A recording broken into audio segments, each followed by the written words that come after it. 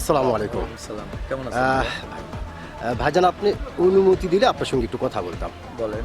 অসংখ্য ধন্যবাদ ভাইজান আপনাকে কথা বলার সুযোগ করে দেওয়ার জন্য।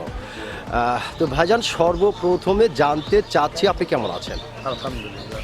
যাক, আল্লাহ পাক আপনাকে ভালো রেখেছে। তো ভাইজান, আপনার নামটা জানতে পারি?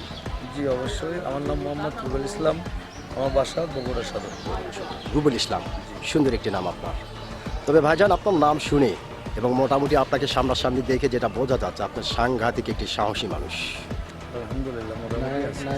এটা কিন্তু ভাইজান আসলে আপনাকে দেখেই বোঝা যাচ্ছে যে আপনি প্রচণ্ড একটি সাহসী মানুষ। তো ভাইজান, আপনি কি ভোটার হয়েছেন? জি অবশ্যই। ভোটার হয়েছেন। আপনি কোন দেশের ভোটার হয়েছেন ভাইজান? বাংলাদেশ। বাংলাদেশের। অসংখ্য ধন্যবাদ ভাইজান, আপনি যে বাংলাদেশের ভোটার হয়েছেন। তো ভাইজান, যেহেতু আপনি বাংলাদেশের একজন সচেতন নাগরিক এবং বাংলাদেশের একজন প্রচণ্ড সাহসী মানুষ, এই জন্যই আপনার কাছ থেকে এই বিষয়টি জানতে চাচ্ছি যে এইবার বাংলাদেশের সরকার কে হতে পারে? মোটামুটি আমার ধারণায় থিওরিতে তারেক রহমান চলে আসবে ইনশাআল্লাহ।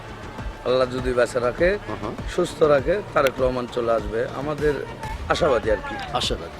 জি আশাবাদী। আচ্ছা ভাইজান, সাধারণত আমি আমার জ্ঞানে এরকম কয়, আর আমার একটা ব্যক্তিগত একটা তরফ থেকে জানি যে আমাদের দেশের অন্তপক্ষে ছেলে মানুষ যদি সরকার হয়, আমরা আলহামদুলিল্লাহ গর্বিত মোটামুটি এটাই। কোনো মহিলা মানুষ আগেই কি পিছিয়ে কি না থাকাই ভালো বর্তমান যুগে। এখন সব দেশেই আমার দেশ বাইরে পর্যন্ত আমরা ঘুরছি, তার জন্য অনেক কথাও শুনতে হয় অনেক দেশে। আমি দেশের বাইরেও থাকছি, কারণ সেই ক্ষেত্রে আর কি ছেলে মানুষই সরকারের জন্য বেস্ট। ওকে ভাইজান, ধন্যবাদ আপনাকে। খুব গুরুত্বপূর্ণ একটি কথা কিন্তু আপনি বলেছেন এবং অত্যন্ত সাহসিকতার সহিত আপনি কথাটি বলেছেন। আমি যার কারণে কিন্তু আপনার নাম শোনার পরে বলেছিলাম ভাইজান আপনি আসলে একজন সাহসী মানুষ। আপনি কিন্তু আপনার সাহসিকতার পরিচয় দিয়েছেন। অসংখ্য ধন্যবাদ আপনাকে। Thank you.